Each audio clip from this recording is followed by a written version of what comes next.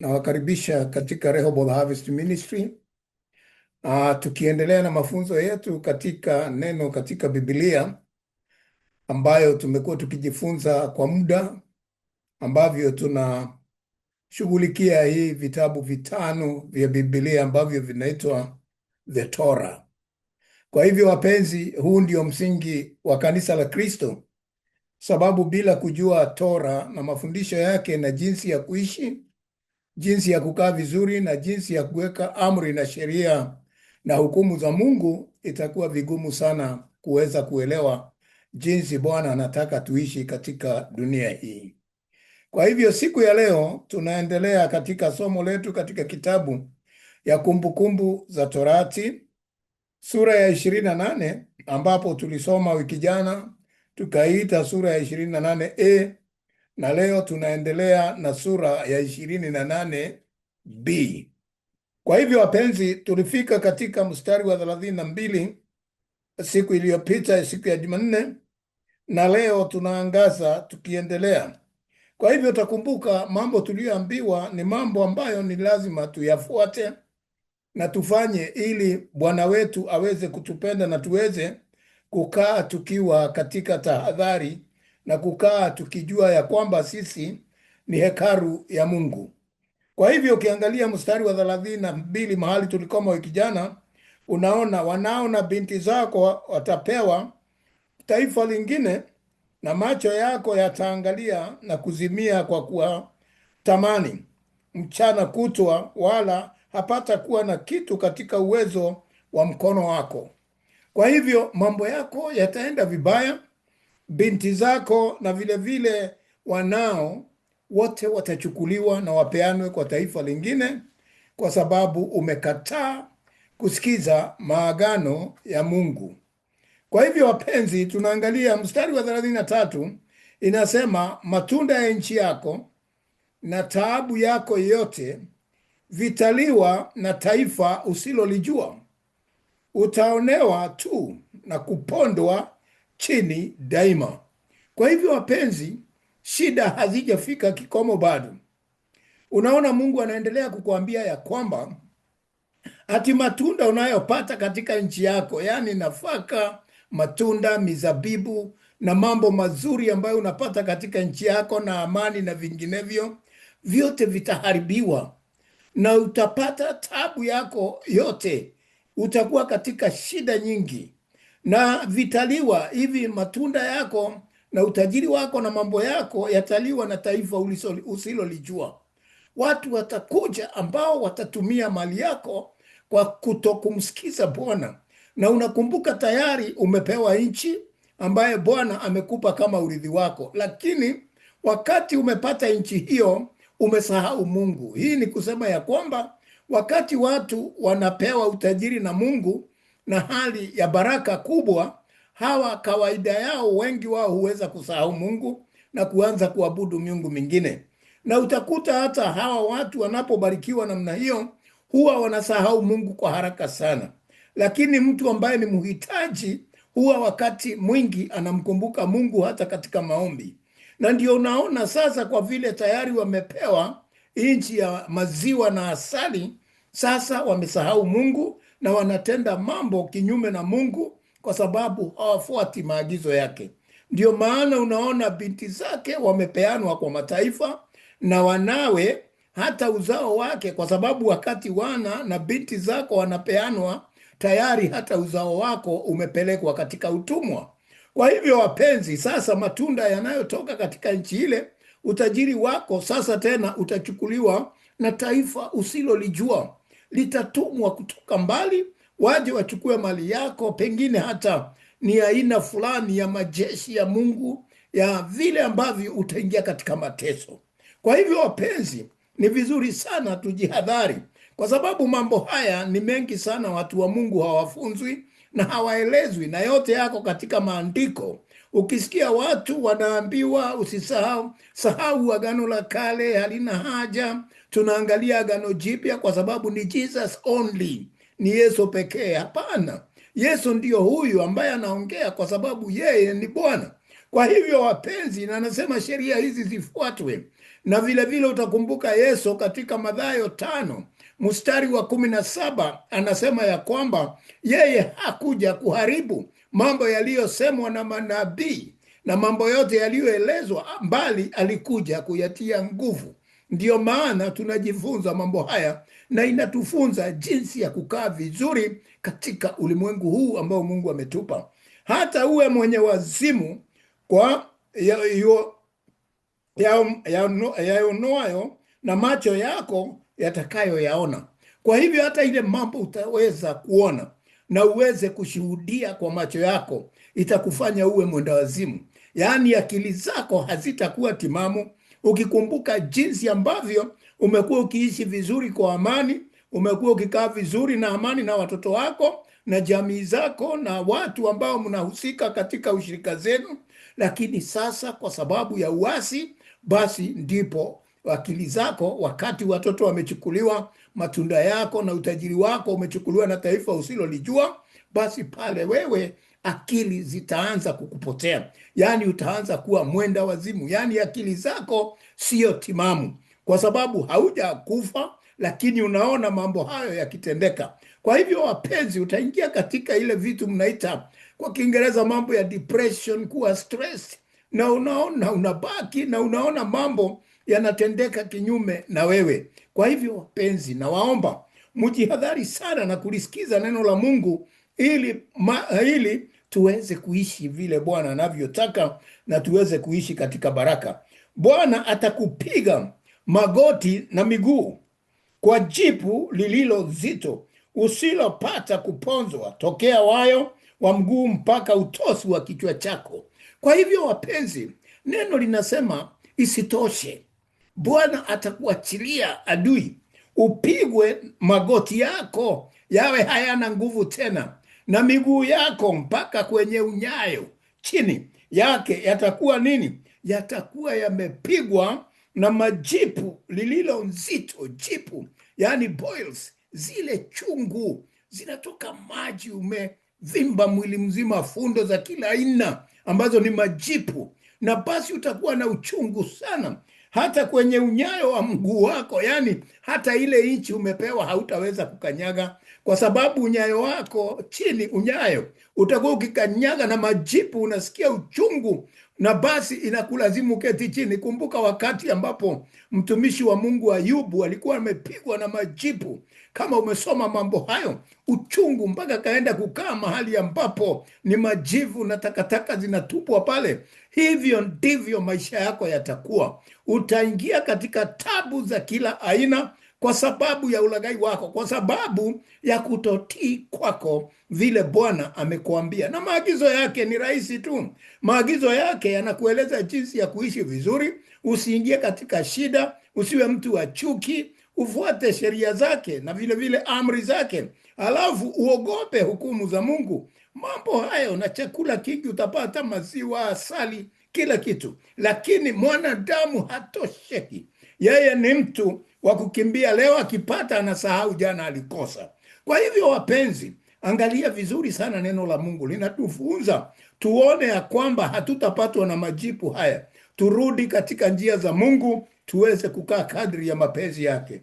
Bwana atakupeleka wewe na mfalme wako utakaye mweka juu yako kwa taifa usilolijua wewe wala baba zako, nawe huko utatumikia miungu mingine ya miti na mawe. Mahali ambapo Mungu atakupeleka, mpaka mfalme wako, mpaka wale wanaokuongoza wote watashikwa mateka. Na hasa unaweza angalia neno hili linalenga hasa wakati wana wa Israeli walipokataa kumfuata Mungu, wakashikwa na kupelekwa kule katika nchi ya Babylon.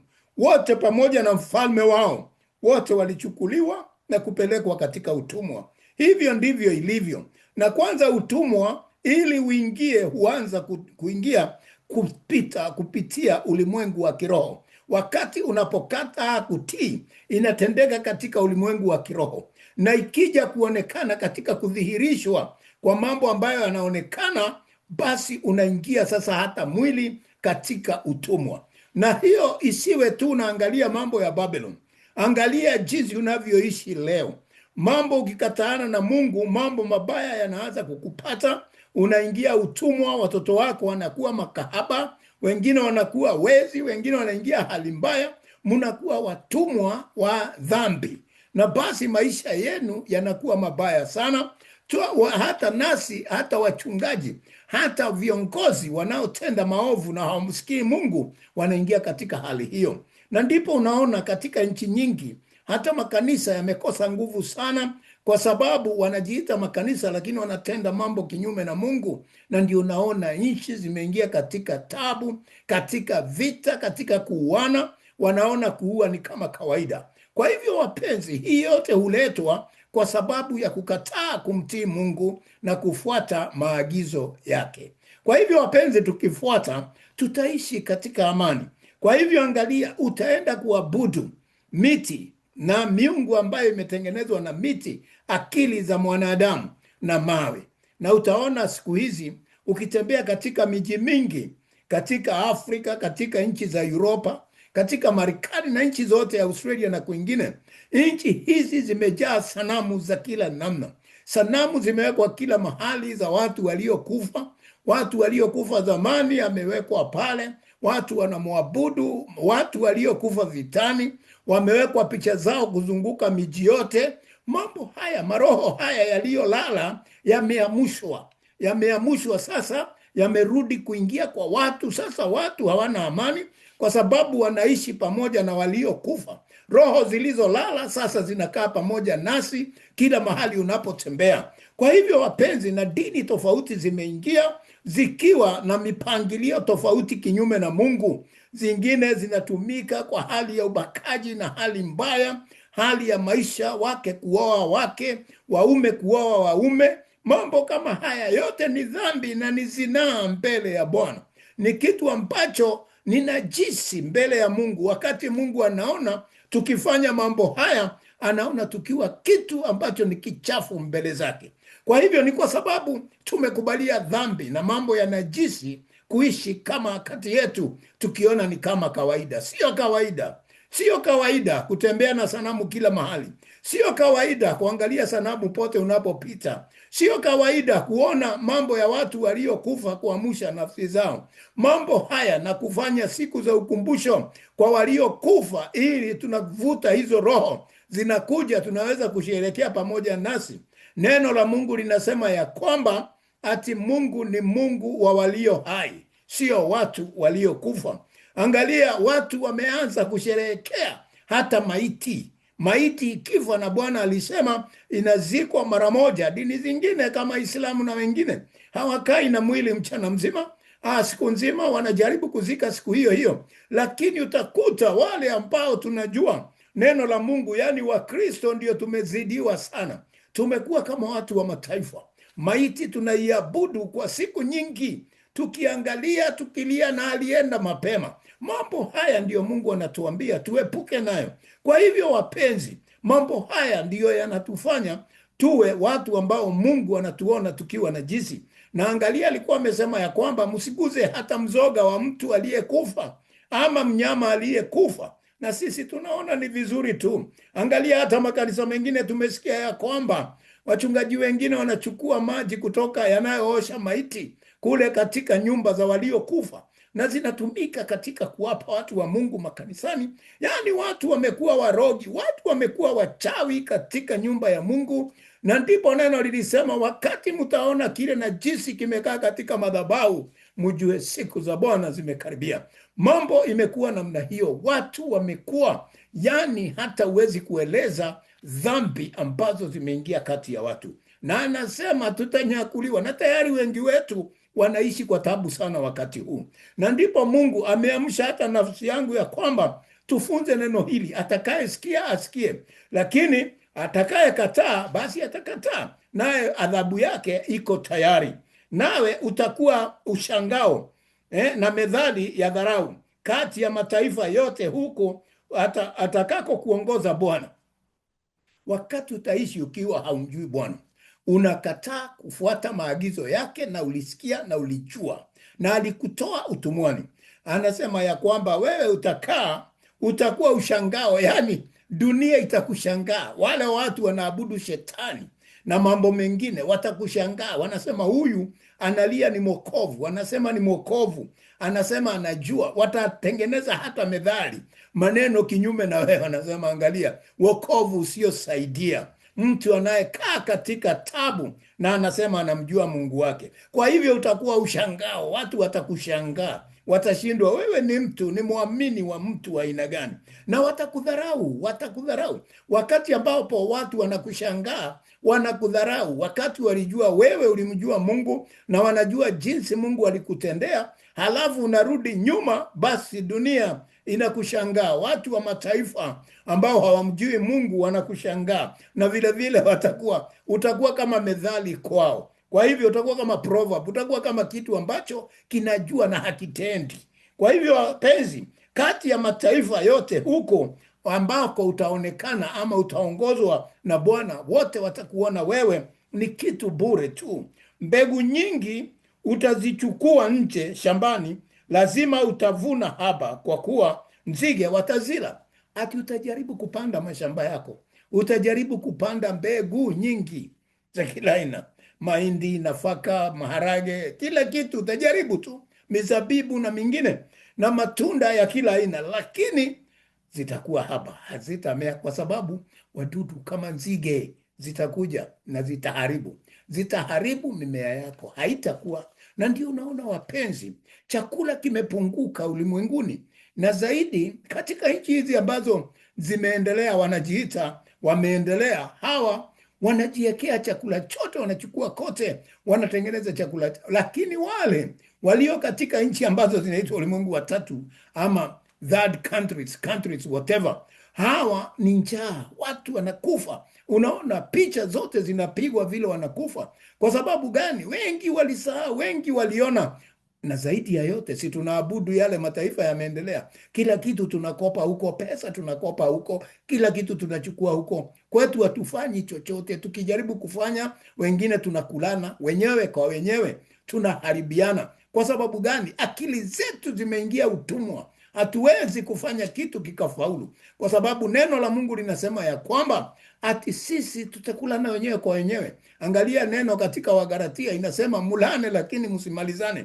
Kwa hivyo wapenzi, nawaambia nini? Nawaambia ya kwamba mambo unayoona yakitendeka sasa duniani ni kwa sababu ya watu walikataa kumtii Mungu. Hata hiyo mataifa unasema imeendelea, wana dhambi zao na jinsi ambazo zimekuwa mbaya, lakini hawa ni watu wa shetani, kwa sababu tayari wamekubali kufuata njia na mila za shetani, ambao waume wanaoana na waume.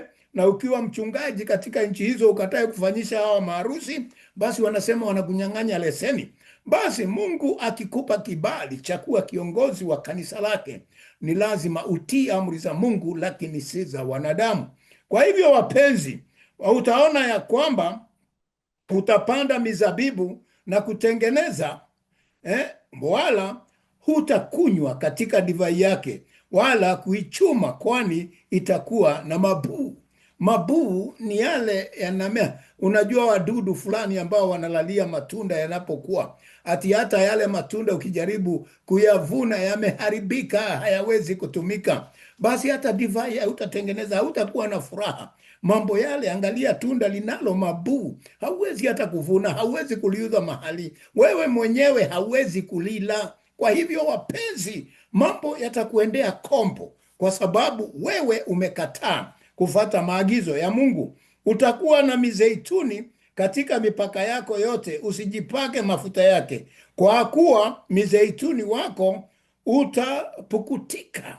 Kwa hivyo wapenzi, miti ya mizeituni ya mafuta, miti ambayo utatumia kwa mafuta na kutengeneza vitu vile ambavyo vitakusaidia katika ngozi yako na urembo na hali ya upishi, hii yote itaharibika, kwa sababu haya mizeituni wanasema itapukutika, yani itaharibika, haitaweza kuzaa mazao. Kwa hivyo wapenzi, mambo yote yataenda kombo, mambo yatakaa vibaya. Na uangalie, si mambo ya mimea tu, angalia hata kwako wewe mwenyewe binafsi unayesikia haya. Hata ukipata pesa ambazo unatumia kwa kununua vitu vyako na vingine, wewe usiye mkulima, utaona hizo pesa hazitakusaidia, zitakuja na zitaonekana kama zimepurushwa na upepo kutoka katika mifuko yako, na ukiangalia kile umetenda utaona hakuna kitu umetenda.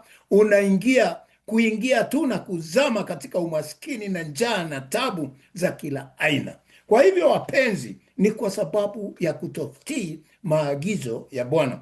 Utazaa wana na binti, lakini hawatakuwa wako wewe, kwa sababu watakwenda utumwani.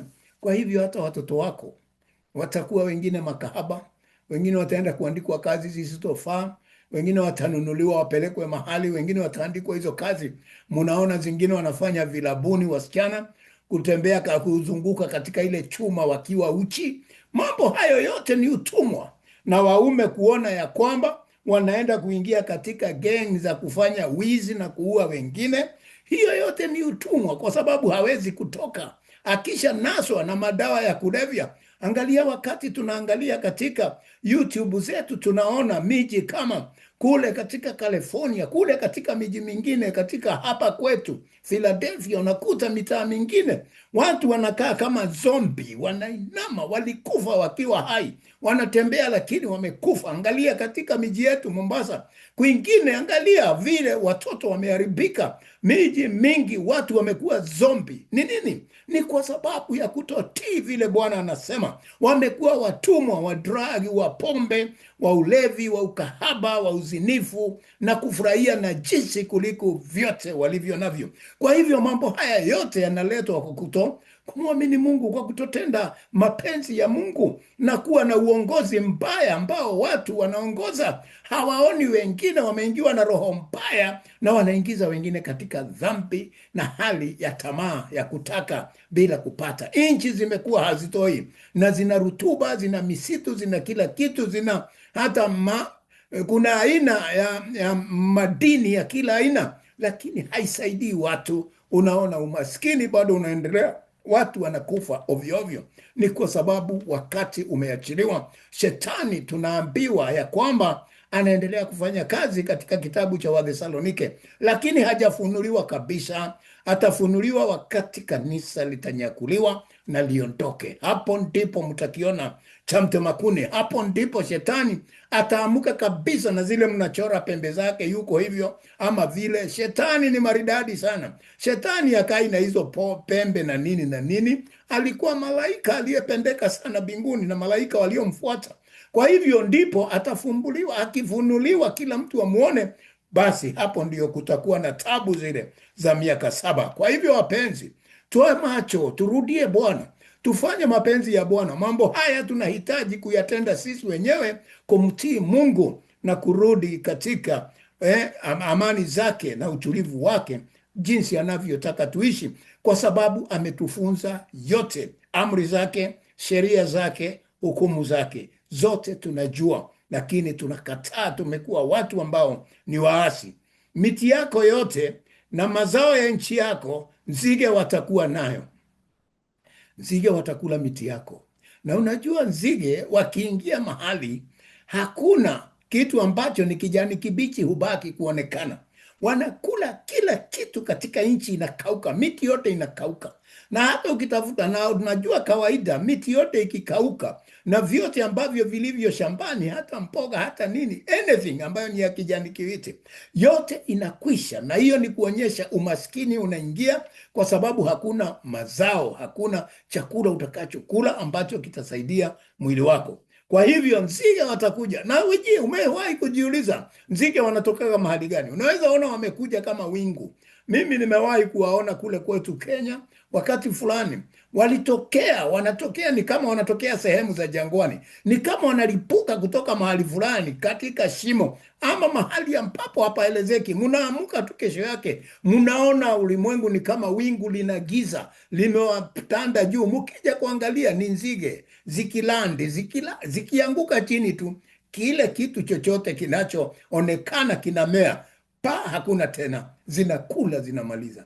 Na baada ya Mungu akianza kusema zinaondoka, hizo vitu huondoka na haujui zinaenda wapi, na haujui zinakaa wapi, haujui nani anazimaliza. Watu siku hizi wanasema ya kwamba wanapiga nzige na dawa na nini, lakini hawazimalizi. Ni Mungu mwenyewe anaziondoa. Wanakinga tu kidogo, nazo Mungu akiziondoa zinaenda. Kama kweli wanadamu wanaziua, mbona zinarudi tena? Kwa hivyo wapenzi, tuangalie sana. Na Mungu anasema anaachilia nzige, na nzige ni majeshi yake. Soma katika kitabu cha Yoeli na vingine. Haya ni majeshi ya Bwana. Wakati anayaachilia, tunajua kabisa tumeenenda na njia ambazo Mungu hapendi. Kumbuka nyakati za kale, tuliweza kusikia wazee waliweza kuomba mvua ije na ikaja. Watu waliweza kumuita Mungu na akawasikia.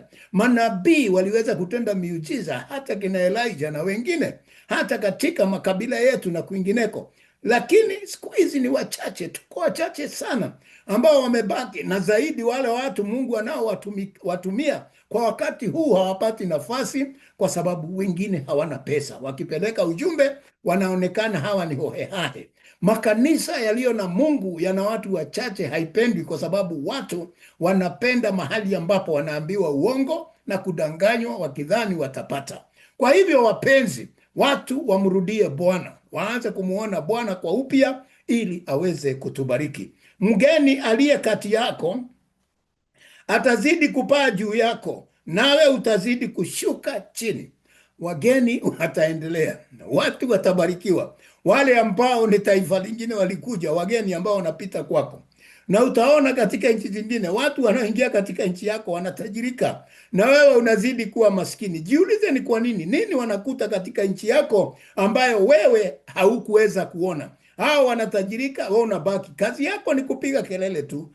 Hawa watu walikuja wanakula mali yetu, na ni hiyo mali yenu hiyo, kwa sababu akili zako zimepumbaa. Kwa sababu gani? Hauulizi Mungu, hautembei na Mungu akuonyeshe pita hapa, elekea hapa, kwa sababu hatua za wenye haki huongozwa na Mungu, na wanaweza kupata yale utajiri ambao Mungu amewawekea. Lakini ukiwacha, Mungu anasema leo mgeni atakuja kati yenu na atakuwa juu yenu, atawaongoza, atachukua mali yenu, atawaandika kazi nyinyi, kama vile wengi wameandikwa na watu kutoka nje. Hata unakuta watu wengine wanapigania, makabila mengi wanapigania, sisi tunataka tuandikwe na watu fulani kwa sababu hao ni matajiri. Na ni matajiri kwenu. Kwa nini? Kwa sababu mmeasi, kwa sababu mmekataa kufuata Mungu. Hata mali mlio nayo inatumika na watu wengine. Kwa hivyo wapenzi, ndipo tunaambiwa hapa mstari wa 43, ati mgeni aliye kati yako atazidi kupaa juu, nawe utazidi kushuka chini, utazidi kuwa maskini. Kataa kulisikia neno la Mungu. Wewe kaa hapo kila siku unasema Jesus only, na ukiangalia hiyo imani hata hauna, ni mdomo tu, na hautendi mapenzi ya Mungu. Yesu hawezi kukubariki kama hautendi mapenzi ya Baba. Yeye mwenyewe alisema, mimi hutenda vile Baba ameniambia. Na wewe unasema ati unatenda vile Yesu amekwambia na haumuamini. Kwanza lazima tumuamini Mungu, kwa sababu ndiye alituma mwanae, na tunaambiwa ya kwamba sisi ni warithi pamoja na Kristo. Kwa hivyo tukiwa warithi ni kwa sababu tumekuwa watiifu, tumekuwa watu wa kufuata amri za Mungu na sheria zake na hukumu zake, ndipo tunakuwa warithi. Na kama haujafuata hiyo, hautakuwa mrithi. Utaendelea kuwa na tabu, utaendelea kunena, kuongea Jesus is coming, kuhubiri, unatokwa na jasho, lakini kuna jambo haufanyi. Haumwamini Mungu na haufanyi mapenzi ya Mungu. Wewe pengine hata hiyo hubira yako ama kazi hiyo unayofanya, unafanya kwa sababu ya kitu unachopata, lakini Mungu ni kando. Baada ya hiyo unafanya mambo yote upendayo. Tafadhali fanya kitu yote katika Kristo Yesu, ili baraka zako ziweze kudumu. Na niliwaambia Mungu ni roho, Kristo Mungu ni roho. Kwa hivyo yeye atakukopesha, huyu mgeni, yeye atakukopesha, wala wewe usimkopeshe. Yeye atakuwa mali hiyo hiyo yako, amekuja katika nchi yako, atakukopesha wewe, anakukopesha wewe, na wewe mwenyewe hauwezi kumkopesha kwa sababu hauna, na umezaliwa nchi hiyo, na Mungu alikubariki nchi hiyo hata ukazaliwa. Kwa nini? Jiulize mpenzi, jiulize ni kwa nini, na uanze kuingia katika njia za Mungu, ufanye mambo ambayo yanampendeza Mungu. Yeye atakuwa na kichwa, ni kichwa, na wewe utakuwa mkia. Kwa hivyo atakuongoza, atakuwa kichwa na wewe utakuwa mkia.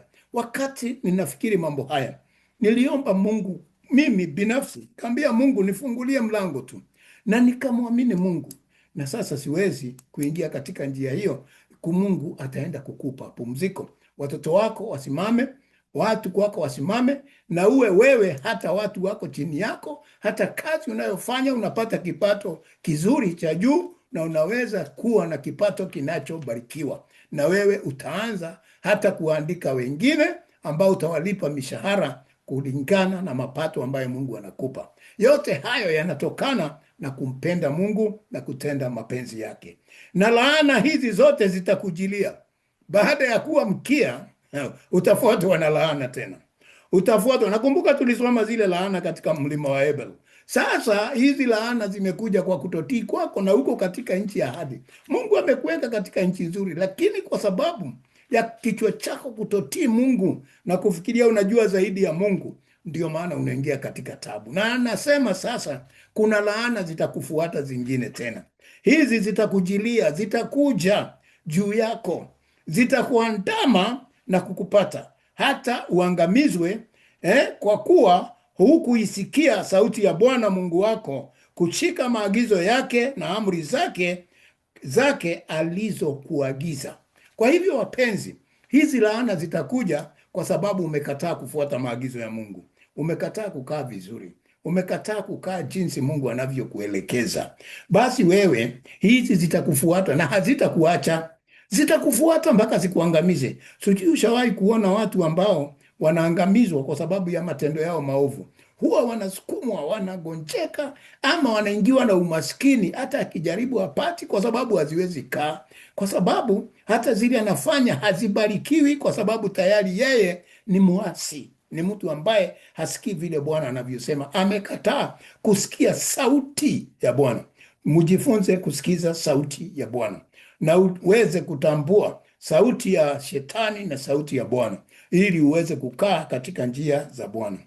Nazo zitakuwa juu yako hizi laana kwa ishara na ajabu, na juu ya uzao wako milele. Kwa hivyo hizi laana zikija, wapenzi, hazitatoka. Zitakuwa juu yako na zitaonekana kwa ishara na za ajabu sana. Ile umaskini itakugonga, yale magonjwa yatakuandama, zile shida zitakuwa marafiki zako. Hata wengine tunaona wananuka mpaka mili, hata wakioga hawawezi ng'ara. Kwa sababu ya nini? Unajua kuna watu ambao hata akijaribu sana na sabuni, unaona bado kuna shida. Kwa hivyo wapenzi, nakuambia nini? Wakati Mungu amekuondolea neema yake, wewe unakuwa kitu bure.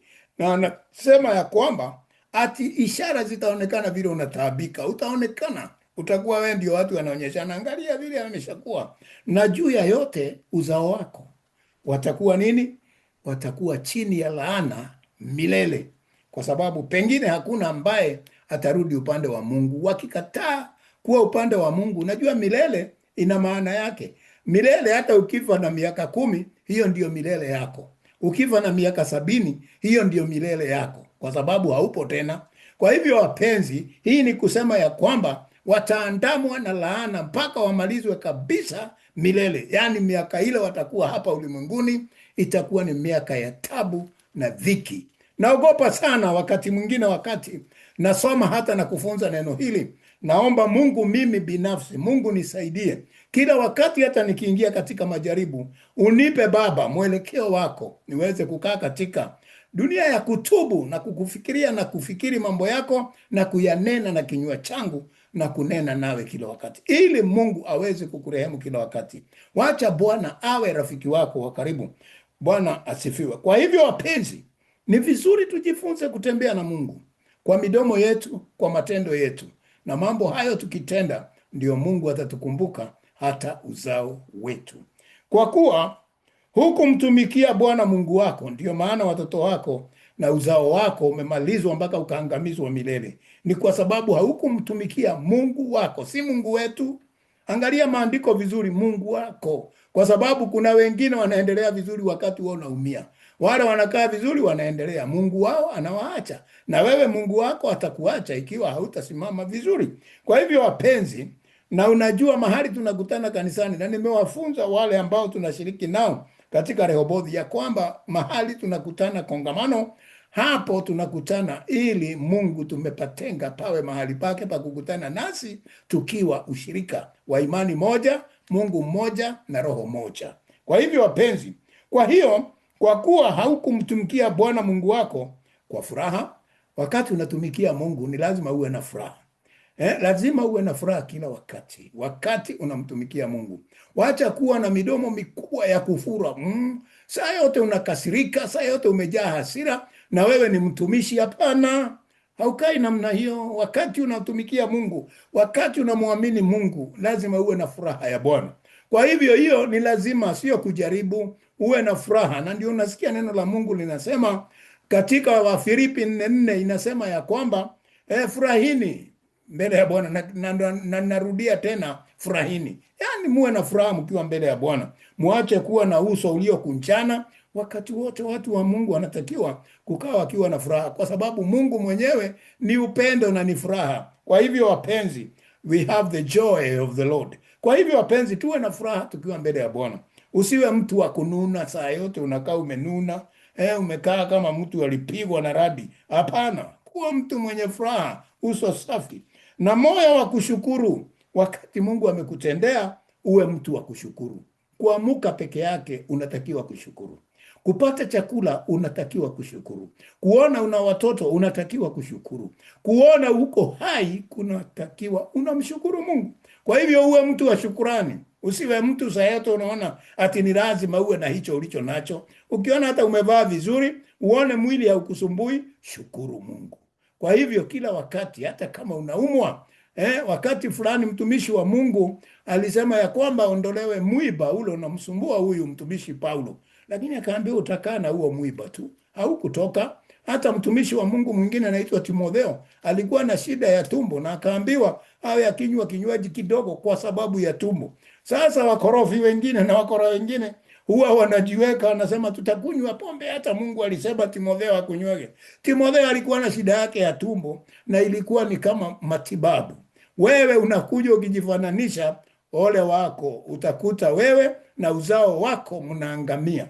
Kwa hivyo wapenzi, ni neno la Mungu linasema wingi kwa ajili ya ule wingi wa vitu vyote alizokupa Bwana. Yaani vitu ambavyo imekupa unatakiwa uwe na furaha, uwe vile vile moyo wa kushukuru. Kwa sababu gani? Unaangalia. Kwa mfano sasa, angalia tunakutana na wewe katika luninga. Angalia jinsi ambavyo tuna cameras ambapo unaniona na mimi nakuona. Unanisikia na mimi nakusikia. Kuangalia mahali upo karibu na mimi. Angalia, naona nina maua, nina mambo na waoneni. Yaani hiyo ni jambo ya kushukuru. Tunaongea pamoja. Ni Mungu ametufikisha kiwango hicho. Kwa hivyo tuna haki ya kushukuru na kuwa na furaha.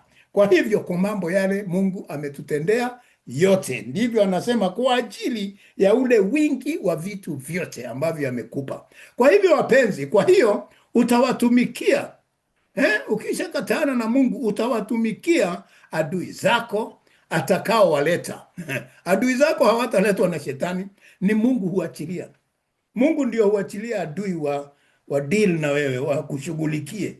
Kwa hivyo wapenzi, Mungu anasema hapa wazi, anasema ya kwamba adui zako atakao waleta utawatumikia. Yaani unatumikia adui yako kwa lazima, kwa sababu hauna namna. Mambo yako yote uliharibu. Wewe ni mhitaji, umeingia katika hali ya ufukara. Ukifanya kazi yoyote hakuna kitu unapata. Kwa sababu gani? Ulikataa kufuata amri za Mungu Bwana juu yako. Kwa hivyo maadui hao wataletwa juu yako. Na unajua adui akiletwa juu yako, hata kuchapa, hata kupiga, hata kutesa, hata kifanya kazi huko.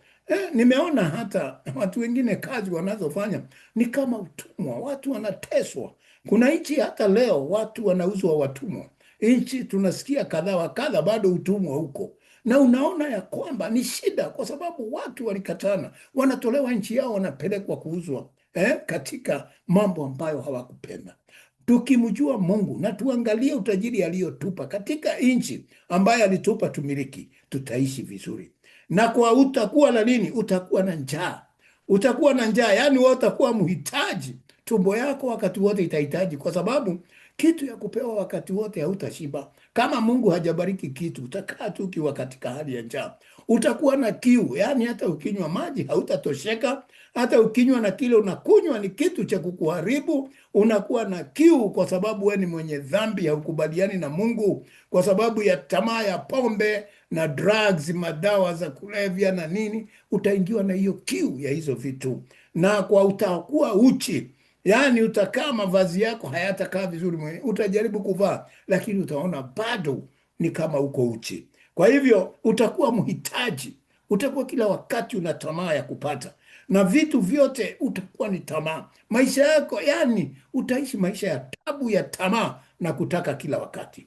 Naye atakuvika kongwa, utawekwa nira katika shingo yako ya utumwa, utawekwa nira katika shingo yako. Wewe utakuwa mtumwa, hautaweza, kwa sababu hiyo nira, hiyo kongwa huondolewa na mafuta pekee. Kwa hivyo wapenzi, utakuwa mtumwa, na hiyo kongwa itakuwa ni ya chuma, itakuwa chungu, ni ya chuma, inakufinya. Ni kama ile ng'ombe zinalima mbili, ile nawekagwa, hiyo ni kongwa. Kwa hivyo wapenzi, utateseka, na hata utakapokwisha kuangamizwa, itakusukuma mpaka uangamizwe. Bwana atakuletea taifa juu yako kutoka mbali, kutoka nchi za dunia, kama arukavyo tai, taifa usilolifahamu ulimi wake. Atakuletea watu wanaongea lugha ufahamu, hauelewi lugha yao, na wanakuchapa mijeredi ndio ufanye vile wanakuambia. Kwa hivyo utaingia katika mateso. Hii ni kama ile kitu mnaita colonization, apartheid, mambo ya kukutesa na huko kwako. Kwa hivyo wapenzi, mambo haya yote yataachiliwa, na katika ulimwengu wa kiroho ni mambo ya mapepo, maroho ya kukusumbua, maroho ya kukutesa, kwa sababu umekataa kumsikia Bwana Mungu wako. Taifa lenye uso mkali, ambalo haliangalii uso wa wazee wala halipendi vijana. Taifa ambalo halitaheshimu wazee litawapiga hata wazee, litawapiga hata vijana na kuwaua. Kwa hivyo litakuwa ni taifa mbaya la kuja kuharibu na kuadhibu na kuondoa kabisa. Kwa hivyo wapenzi, mambo haya yatatendeka juu yako, mambo haya yatakutesa, na wakati mambo haya yataendelea, tutamaliza wiki ijao. Mungu awabariki sana, awape neema yake, muweze kuwa na ufahamu ya neno la Mungu vile anavyo anatufunza. Tutaendelea kutoka hapo sehemu ya 3 katika somo hili.